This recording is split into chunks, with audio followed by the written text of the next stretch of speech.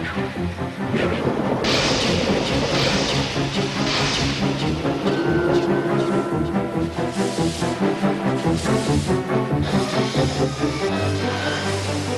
1830, the world's first railway commuters glimpsed a faster future, where life would never be the same.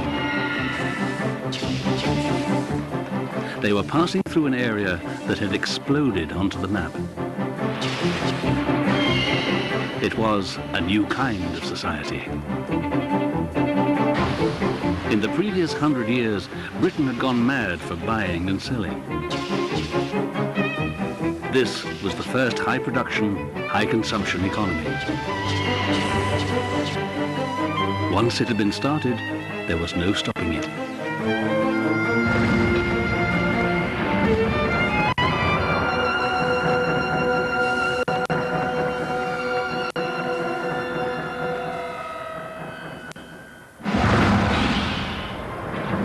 Visitors were amazed by the scale of the changes. It is impossible to behold this without being convinced that whatever other nations may do, they will never equal England in respect of manufacture.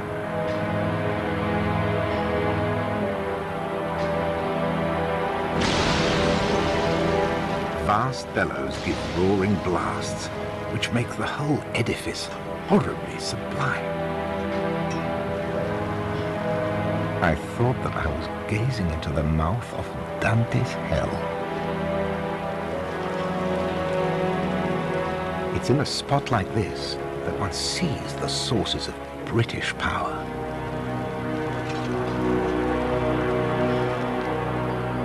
This was the beginning of industry. People's lives would be changed forever. The question is, why did it start in Britain?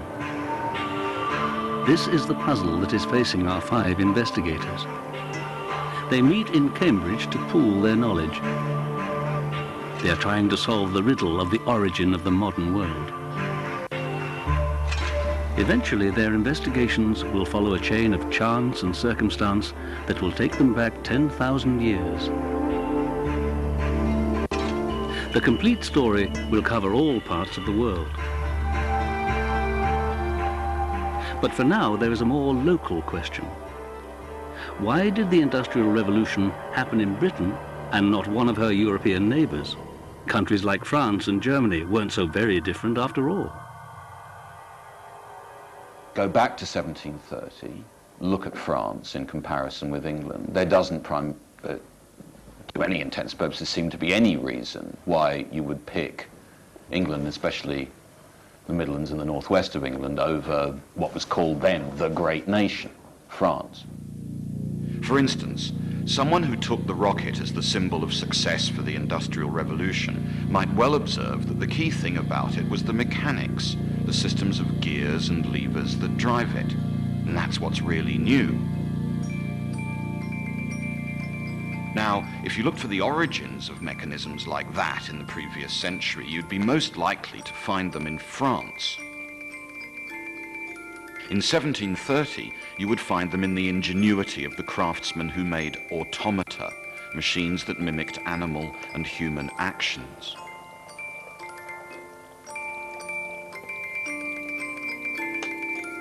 These machines were exhibited for an eager, paying public. They were even shown to royalty, and those who made them gained fame and fortune.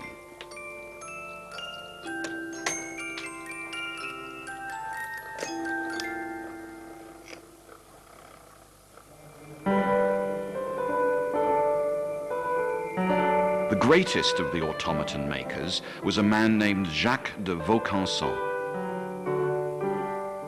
His most famous work was an automatic duck, lifelike and fully working down to the last detail. David's secret is making a copy of the duck. He's being financed by an eccentric Belgian collector on the condition that he will never make a second one. So the whole cycle is that the wings open, come forward, go back, fold up. That's right, and the whole body rears up like that. And the tail feathers display? Yes, the tail feathers come up like that. And then, of course, he also feeds. In the original description, as you know, is that he actually feeds from the bowl, and then process of digestion, he defecates with a horrible smell, so it was said. It almost certainly was a trick. Anyway, we're going to use a trick, got to do that as well. What sort of trick do you have in mind? Well, actually, I'm going to blow bubbles up through the bowl and have some sort of wadge come up from underneath him rather than going through the body, which I think is there's so much going on that nobody's going to notice anyway. What's been the most difficult part of the body? I think the wings, which are not completed. That, after 6 months of lots of little pieces of blank paper, and finally came up with that one. And that does appear to work. This is, as I say, just a boxwood mock-up of the final thing. This is all going to be metal? This will all be in copper. He spent hours dissecting the ducks and all the rest of it. And I've got some horrifying photographs of ducks' wings, you know, all cut up and all the, you know, it's amazing that... You've got real ducks? Oh yeah, I've got real ducks' wings. They're beautiful things, aren't they, with that colouring. Horrifying to think one actually eats chicken wings, and they're the most superb pieces of mechanism, you know, the muscles and... so you think God was a very good engineer? I think he was... you've got to hand it to him, but just how he managed that one, I'll never know. When Vaucanson first comes to Paris from Grenoble in the late 1720s, early 1730s, I think he turns to build the flute player and the drummer and above all this duck, mainly for cash and to show that he's a virtuoso. And of course it works triumphantly because he is a virtuoso. For all the real skill involved in its making, the duck and other automata were to remain in the world of entertainment. They won their inventor's celebrity in the courts and salons of 18th century Europe, but they were not the direct ancestors of the rocket. So I think if you're trying to explain what's special in any way about the English situation just before the great automation of the second half of the 18th century, it's not a very good idea to look at superior English artisan skill or the presence of more engineers or something like that. I don't think that's the key. Jacques de Vaucanson's work with mechanical animals was to involve him in an early attempt to industrialize France. It happened when the king made him head of French silk production. He threw himself into the work and came up with a plan to reorganize the industry on factory lines. The factory that Vaucanson planned was going to be a control freak's heaven. He would decide exactly where they would work, where they would live, and how much they were paid. He would decide how much the woven silk should be sold for and who it would be sold to. Best of all, the whole project had the authority of the king himself. It couldn't fail. Vaucanson invited the weavers and merchants of Lyon to come and see his plans. They didn't like it at all. Weavers didn't like it, and neither did the merchants. After thinking about it for a while, the people of Lyon rioted for 3 days. Vaucanson has to get out of town in a hurry. He manages to escape at night, dressed as a monk. His mill is burnt down, his machines are broken, state support is withdrawn. Towards the end of his life, 1760s, 1770s, he sets up a few silk factories down in the south of France, in the area of Ardèche, on enlightened, rational lines, as he sees it, with machines that are obviously going to throw lots of people out of work and make silk in relatively large quantities. What you see is a rational, planned, absolutely sensible, and in the end, rather ineffective system of automation and industrial change. The presumption in Britain is first and foremost that an innovation is supposed to make money. It's supposed to be commercialized. Yes. In France, nobody is averse to money in any society that I know of. But in France, innovations are first and foremost supposed to serve the state. They are geared toward the military, and what's not useful to the military can be used to entertain, particularly the upper class. There you have Simon's Duck again and so on. In Britain, it's supposed, first and foremost, to make money. The social structure within which innovations occur is absolutely essential. The great difference seems to be most continental countries have very stratified systems whereby most of these innovations occur at the top and most of the work remains there, doesn't spread out sideways. In fact, real effective industrial change was already happening back in England. Not by royal decree, but because of a lucky combination of circumstances. There was a valley in Shropshire where coal and iron happened to lie side by side under the ground. That's how Coalbrookdale got its name, and it was there that Abraham Darby moved during the reign of Queen Anne. Abraham Darby made iron pots for a living. He hadn't been appointed by the government. He was a member of the radical religious sect sometimes known as the Quakers. That is why there are no pictures of Abraham Darby. He and his friends believed that portraits were part of the vanity of the material world, which is ironic, because what he did do was to put Britain on the road to being the first industrial consumer society. Abraham Darby developed a simple trick. He started to melt his iron using coke instead of coal. Coke is coal which has been specially treated. The impurities have been slowly burned out. The result is that coke burns hotter, and a hotter furnace produces more molten iron. Darby had come to Coalbrookdale to visit his Quaker relatives who were in the brass business. They already used coke to fire their furnaces. Darby converted one of their furnaces to melt the iron for his pots. And that is how it started, with people making a lot of very simple things out of iron. It didn't involve clever machines or even organized factories. What was happening here was mucky, simple-minded, and repetitive.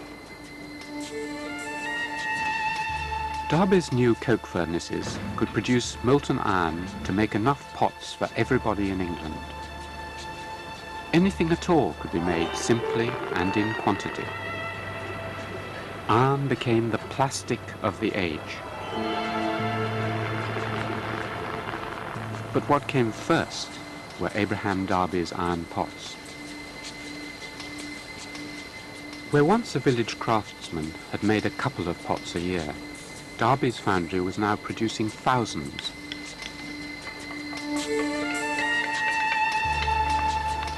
He became so rich, he bought the valley of Coalbrookdale, but more importantly, he had taken the first step on Britain's road to the consumer world.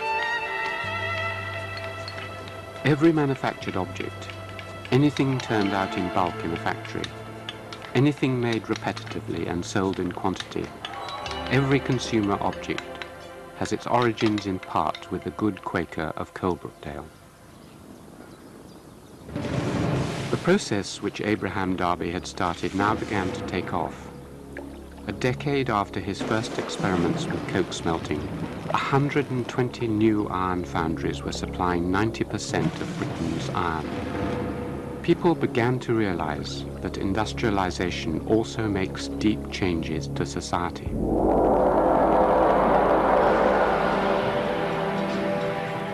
As far as the eye could see, the country was blackened by smoke. A dense, pestilential cloud hangs over it, blackening even the grain that grows upon it. I thought of the price we had to pay for our vaunted supremacy in the manufacture of iron. But oh, how wretched the mortals that grind out their destiny there. At night, the whole region burns like a volcano spitting fire from 1,000 tubes of brick. It may be fanciful, but when you look at these black buildings and you look at the smoke coming out of the roof and you think of the black iron and you think of the black coal, you suddenly begin to see why this is called black country, why there are black sources here, why the costume of the Victorians became black. Their funerals were black, their top hats were black. Everything became black.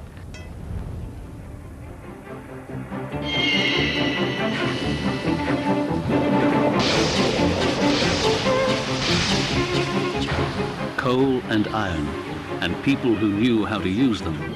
These things combined with a public eager to buy the new manufactured consumer goods.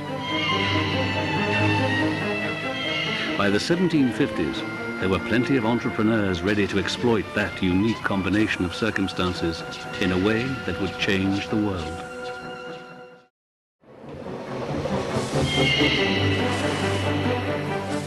The consumer revolution took off in Britain in the 1750s. What had started with ironware very soon spread into Chinaware. The desire for China exploded. Once it had been a luxury of the super rich, imported from halfway across the world. Now it became the backbone of British manufacturing. But again, the question is, why Britain? The key innovation was learning how to make porcelain, the hard white china whose recipe was a closely guarded secret of the Chinese. That problem had been solved 30 years earlier in Germany, in the city of Meissen. This was the place where we see the first European production of porcelain. And the Europeans had been searching for the way to make porcelain for centuries. The problem had been solved at about the same time as Abraham Darby was starting to smelt his iron. The discovery was made by a man who spent almost all of his life as a prisoner. Johann Butger, in his youth, had claimed he was able to transmute base metals into gold. When rising politician Augustus the Strong heard about that, he was delighted.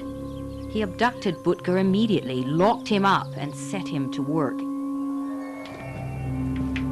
Butger was a talented and intelligent experimenter, but even so, the transmuting aspect of his work didn't make much progress. Augustus became angry, and in order to save his own life, Butger started on a much more successful sideline. He discovered how to make porcelain. This wasn't gold, but it was nearly as good.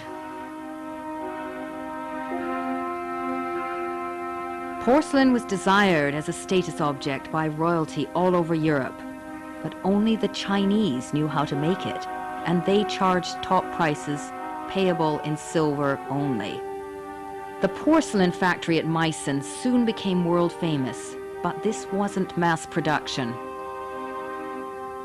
A single Meissen figure was built, assembled, and finished from hundreds of pieces. Craftsmen might work on it for months. Far from undercutting the Chinese, one figure could cost as much as 1,000 imported Chinese plates. These model figurines that Meissen became very famous for, they replaced the figurines made in sugar that were used to decorate the dessert tables of the great banquets. For all the success of its porcelain, the area around Meissen did not see the rapid growth that happened in the British Midlands. A Meissen figure was too expensive for almost anybody but royalty to buy. It was sold at extremely high prices. It was a rarity. It was a high luxury good, and it never moved beyond that. In England, the situation was very different. Josiah Wedgwood set out to do for China what Abraham Darby had done for iron. Wedgwood lived in the emerging Midlands, where he could develop his factory techniques unhampered by the guilds and established practices. But what fueled Wedgwood's contribution to the Industrial Revolution wasn't manufacture, it was the creation of desire. Wedgwood was able to understand that luxuries weren't just for the rich, Luxuries were for the people.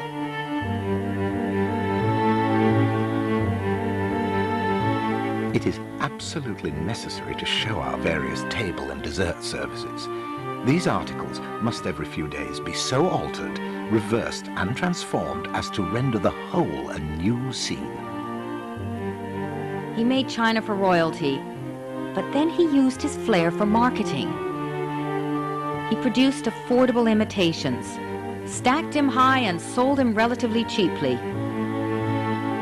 It is really amazing how rapidly the use of this cream colour, alias Queensware, has spread almost over the whole globe, and how universally it is liked.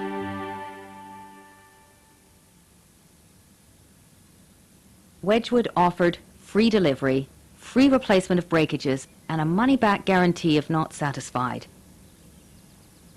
Not far from Meissen, there is a house which is a monument to Wedgwood's ability.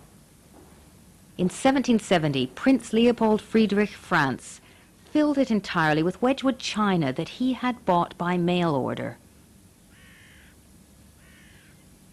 Why did he collect all this Wedgwood and not Meissen, which is surely only 100 miles down the road? Meissen porcelain stand for an old time. So it was old-fashioned by this stage. Old-fashioned, and Meissen produced, yes. Yeah, I think it is so, only for the courts. Why didn't Meissen change its style?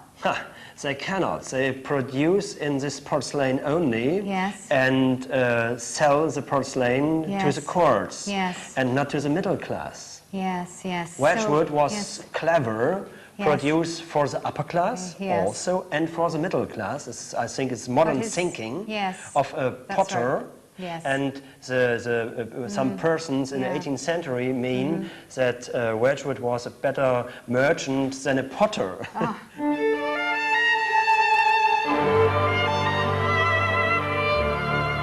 The British became really good at making wonderful modern imitations of European and Oriental luxuries. And actually, of course, we have seen other countries do that in this century. If you look at Japan, for instance, the story you've told, putting other goods in the place of Wedgwood's products, would actually have suited Japan very well indeed. So this is a strategy that countries that perceive themselves at first to be almost economically marginal in the world context move themselves to the centre of a world market. Britain succeeded in doing that. The best example, perhaps, of all of this is the cotton industry, which becomes the pivotal industry of the Industrial Revolution.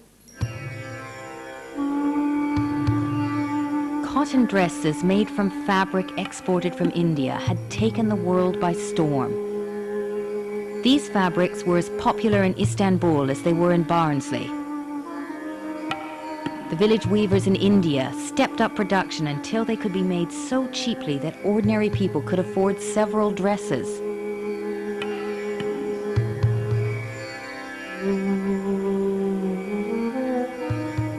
The trouble was that they became so popular that the makers of woolen garments managed to get a law introduced banning them. It became obvious to some British manufacturers that they could cash in. They knew from the performance of Indian cotton that there was a ready-made market. Eventually, the ban was lifted. Now there was only one thing holding it back. Turning cotton or wool into thread by twisting it on a spindle had been the traditional activity of the virtuous, domesticated woman since before the ancient Greeks. It was the power of entrepreneurial opportunity that changed all that. One woman, however virtuous, can only make so much thread on one spindle. James Hargreaves reasoned that productivity could be increased by putting several spindles together. The importance of the machine he had invented, the spinning jenny, was so quickly recognized that its export was immediately banned. In the 1780s, Hargreaves managed to set up a factory of 10 machines with 10 spindles each. But this didn't happen without a struggle. Hargreaves had to flee and eventually gets adopted by knitting manufacturers in Nottingham, where he has to be protected in what was called a factory safe. The windows were all blocked up on the lower floors, and he was virtually a prisoner in these large-scale workshops, which were an early form of factory. The idea of a machine that spins thread was taken up by Richard Arkwright. He was an aggressive entrepreneur who saw the huge potential of factories and wasn't going to let anyone stand in his way. He got his hands on a patent for a water-powered spinning machine and set up in business. In 1773, his first factory was employing 600 people, most of them children. Whenever he came up against resistance, which like Vaucanson and Hargreaves he did, he just moved his operation to a less militant area. He would only grant patent licenses to those who were going to set up on a factory scale. The individual spinner was now out of the picture. This was the beginning of the age of the factory. Many followed Arkwright. Wedgwood himself soon started mass-producing china.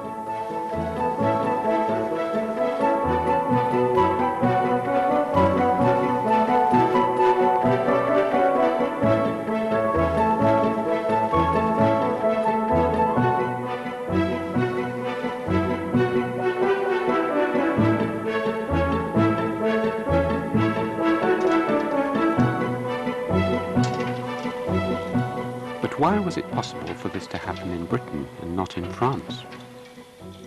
People have been searching for the cause of the Industrial Revolution in England for a very long time, and many people have despaired of finding it, and they've always said there is this X factor, this special factor. Now, none of us believe that the British were in any way superior in intelligence or in any other respect. Perhaps, however, there's something special about the way their society is organized. I think there is one aspect of British life that may help to explain it. And possibly this X factor is a peculiar English invention, the English club. Now, what could be the relationship between a club and an industrial revolution? What is the link between them? These clubs solved a problem which you have when you're trying to construct an industrial revolution, so to speak. What you really need, therefore, is to try and get a balance between two human tendencies. One is to be very individualistic, to lock yourself up into your private world, to read, to think, and to develop new ideas. The other is to be very friendly and cooperative and collaborative. Now, if you spend your whole time drinking and chatting to people, you won't get anywhere. If you spend your whole time as an individual, locked up in your own world, you won't get anywhere. So the club provided the ideal place where you could combine these two things. You could combine them because you had an excuse to combine them. And you'd sit round, relax, and talk every evening to your friends. Now, this would mean that people who normally would never meet, businessmen, craftsmen, academics, all these people who lived in separate worlds could come together and join in conversation. Without it, I cannot see how you could have had either a scientific or an industrial revolution on this funny little island. In France, on the other hand, clubs were seen as a threat to the state. A place where people gathered to talk might be a place where they plotted against the king. Just before the revolution, a French aristocrat who visited London got a shock when he went for a walk in St. James's Park. It is a strange sight to see the flower of the nobility mingling in confusion with the vilest populace. Such is the taste of the English. It is part of what they call their liberty. Every man has the right to discuss freely. The king himself is not safe from censure. I'm sure there's a lot to be gained with all this discussions that's taking place. You can't tell me that the people who were actually working the machines and working on the technology were a member of any of those clubs. the artisans, the people with the technical skills were not part of these groups. People who were designing the machines, Watt, James Watt, Matthew Boulton, Wedgwood, they were all members of the Lunar Society, for example. Yes, and true. So they were designing the machines, but admittedly the poor person who was sweating on the machine certainly wouldn't have been a member of, I agree with you. But no, my point is not that they were just, these aren't just factory fodder, just sort of being told what to do. Many of these people were actually in the process of developing the technology itself. If we think about, you know, polite St. James's West End clubland alone, we would make the mistake that you rightly point to. But if we extend that to understand a wider form of sociability amongst all artisans, I think that story's actually got a lot going for it. What is really interesting is just how quickly those networks of knowledge spread. Absolutely. That someone like Bolton or Wedgwood or whatever, they knew exactly who was the guy who was the best person at gilding this little piece, or who could make this precise piece of instrument, and they would send their things all over the country. The network of entrepreneurs and inventors was a unique feature of British society.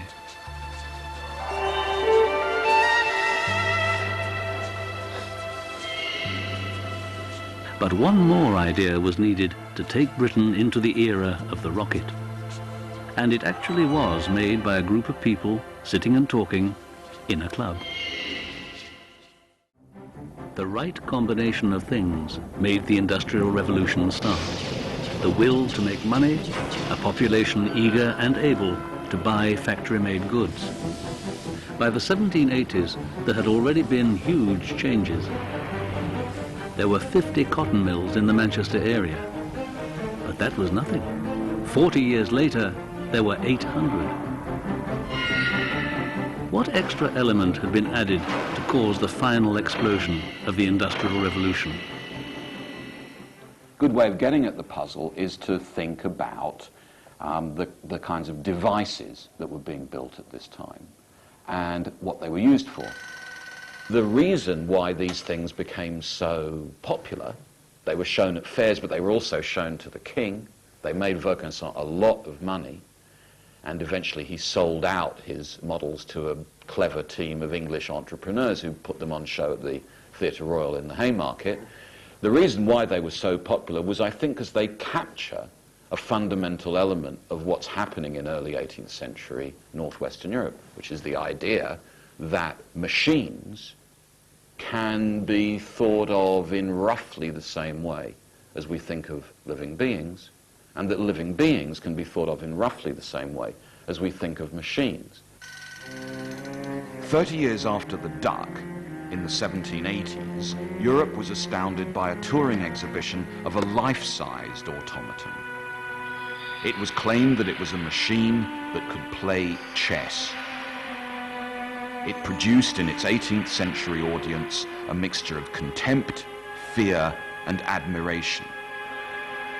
It seems to be a thing absolutely impossible that any mechanism should exert the intelligence of a reasoning agent.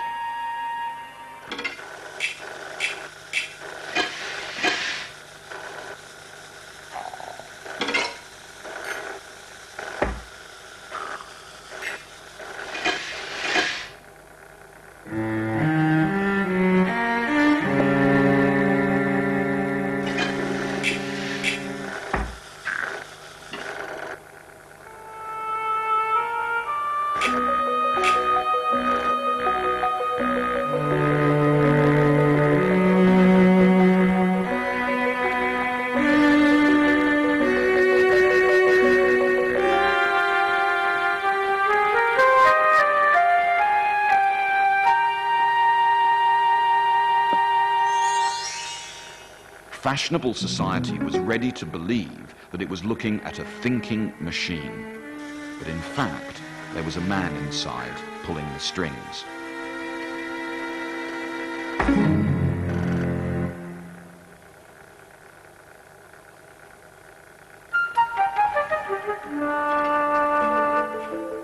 It would be 2 decades before the truth was uncovered, but by then the myth of the chess player was to make its own special contribution.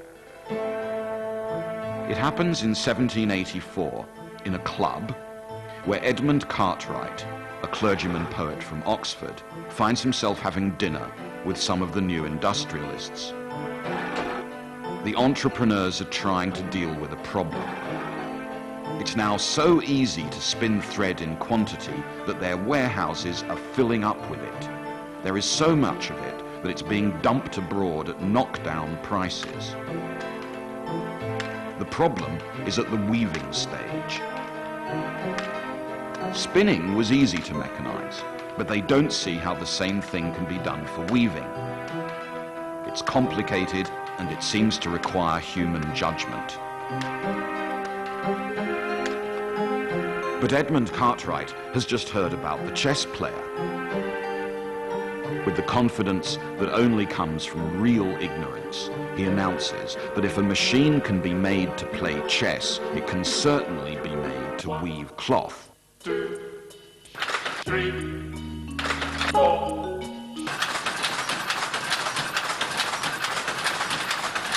What's remarkable about this machine is its extraordinary ingenuity in turning each and every component of the weaving process into something that a mechanical device can do. Human capacities are systematically remodeled and replaced by machinery. For example, if you look at this moving arm here, it's called a picking stick. What it's doing precisely is mechanizing one of the most skilled jobs of the whole cotton process, which is to pick cotton thread as it moves backwards and forwards along the shuttle. So what's the connection between machines like this and other automata? Well, it seems to me that what we see here is the almost complete automation of human capacity. The machine often goes wrong, though. The thread breaks unless it's kept damp. It needs a lot of maintenance and care. And I think there's the key to the problems and opportunities of mechanization in the Industrial Revolution. You've worked on machines like this. What's your experience of tending a number of machines? When you get a set of 10 of these, to keep them going all day. So it was one man like yourself looking after 10? 10, or women. Yeah. It slowly but surely come more women than men on weaving side. Yeah. But there was skill in it. You can't just put any Tom, Dick and Harry on these looms, else they're going to get something trapped. Right. This mill will run on water. Right. So of course, if you had a decrease in water flow, your looms would run slightly slower. So that was a seasonal thing? That was a seasonal thing, and then that meant the workers had to work longer. For the first fortnight, when you went out to the mill at night, people sounded as though they were talking from a long, long way away, as though they were whispering. Yeah. And then after a fortnight, it was as though your ears were beginning to adjust, then you were all right. But what you don't realise is slowly but surely you're going deaf. You're going deaf. Yeah, and I now wear a hearing aid. Yeah. Because when I'm watching telly, I can't hear it. Yeah. When you first started at mill, the old blokes would come down and say, watch out for the old spinsters when you leant over at loom or else they'll have you. 1, 2, 1. 2, 1. A large number of people working with machines were now going to be understood as though they were machines. 2, 1, 2, 1, 2, 3. The automaton became a way of representing how humans worked. 1. In France and in Britain, especially in the industrial areas, the human body is increasingly understood as a type of machine. And the labour force is increasingly understood as automotive, disciplined, functioning like clockwork. 1, 2, 1, 2. Now, with the addition of automation, the age of the factory really did take off. By 1815, there were upwards of 3,000 power looms operating in Manchester alone. The new cities sucked population into them.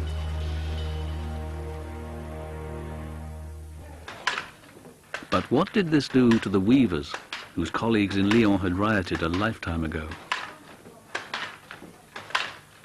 By far the greatest number of weavers were employed in cotton, and they were the ones that took the brunt of this first really major technological transformation that changed the lives of a whole domestic workforce.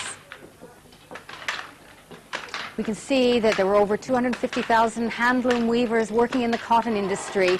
Within 20 years, their numbers were reduced to less than 50,000, and they too disappeared in the next 10 years. There was very good reason for this Luddism we all hear about and the resistance to machinery at the time. The mechanization of weaving was a source of enormous public debate in the early 19th century. Though there were calls for a tax on machinery, though there were calls for a minimum wage, though there were calls for providing some form of an early form of unemployment compensation, nothing was ever done to provide this. And it does seem that there was enough confidence in the power of the state to contain social protest at the time. Across the Channel, in the France of Louis XVI, things had not been quite so well controlled. Such enormous power, constantly acting, and from which no man was free, must, in the nature of things, degenerate into absolute tyranny. In a society that actively discourages interaction between the classes, resentment is liable to build up unnoticed. As Arthur Young found out when he visited France in the months before the Revolution. The abuses were heavy and universal. What must have been the state of the poor people, paying heavy taxes from which the nobility and clergy were exempted? With hindsight, it should have been obvious that the people who had resisted Monsieur de Vaucanson's factory were likely to take matters into their own hands. The French Revolution shook the world in 1789. It gave way to the empire of Napoleon Bonaparte. It should be borne in mind that the sort of heyday of the Industrial Revolution coincide with what's known as in Britain as the French and Napoleonic Wars, which cost Britain an enormous amount of money, even though there was no direct fighting on British soil. But the British national debt went to, multiplied by a factor of something like 100 during these wars. We've had income tax ever since. And no, not quite. It was immediately abolished after the war, and then brought back in 1856. But if you're looking at Britain compared to the European continent, where not only did they had to pay taxes, but they also had fighting on their soil, and then it probably increased the gap, even so it slowed both of them down. Couldn't you also turn the argument around and say the capacity of Britain to beat Napoleon depends on the strength of its economy? Napoleon tried to put a squeeze on Britain's vital trade.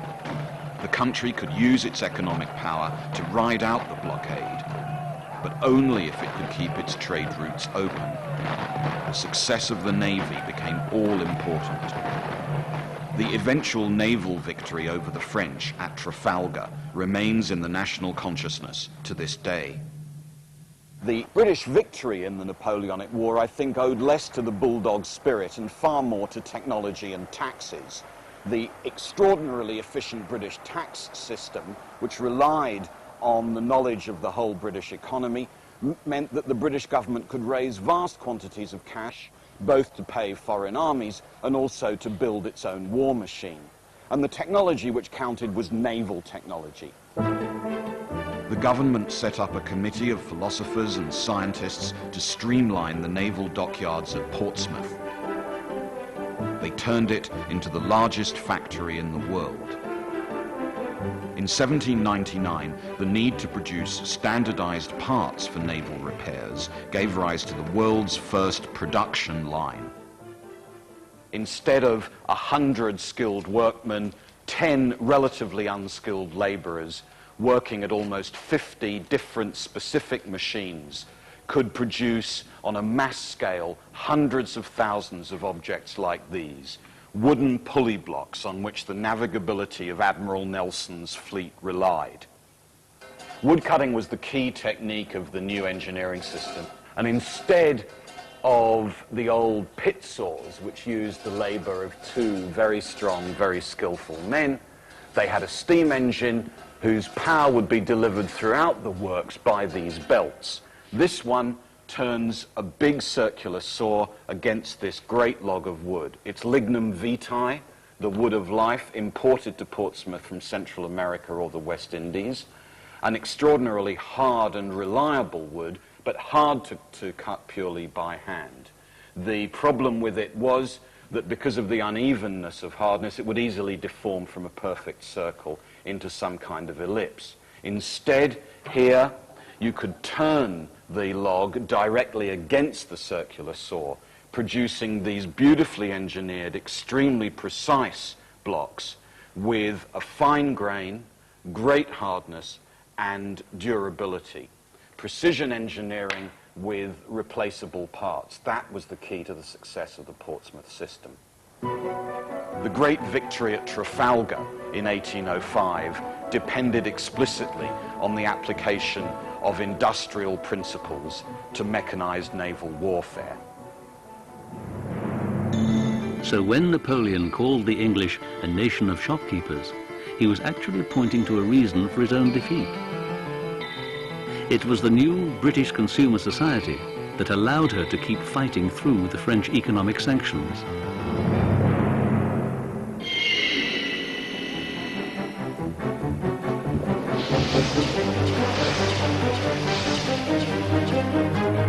The rocket made its journey only 15 years after the defeat of Napoleon at Waterloo.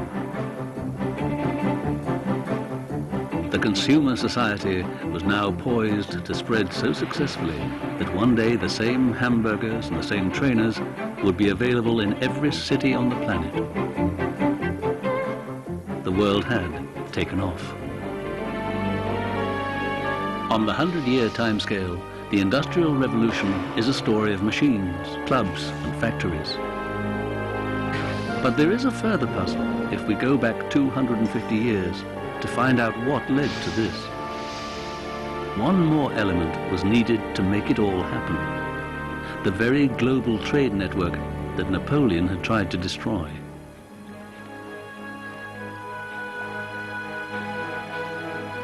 Why did the growth of exploration and the opening of trade routes affect the Industrial Revolution?